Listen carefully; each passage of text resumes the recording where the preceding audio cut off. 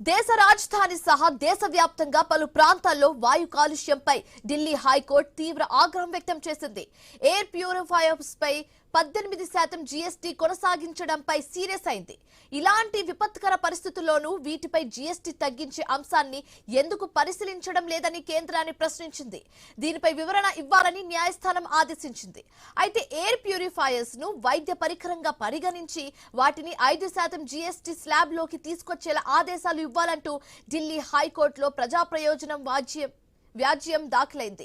దీనిపై విచారణ జరిపిన డివిజన్ బెంచ్ కేంద్రం తీర్పుపై అసహనం వ్యక్తం చేసింది.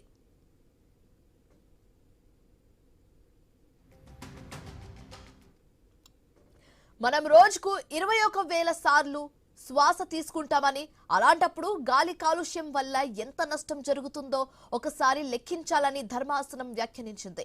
ప్రజలకు స్వచ్ఛమైన గాలిని అందించాలని లేదా ఎయిర్ ప్యూరిఫైయర్స్ పై జీఎస్టీని తగ్గించాలని కేంద్రానికి అల్టిమేటం జారీ చేసింది.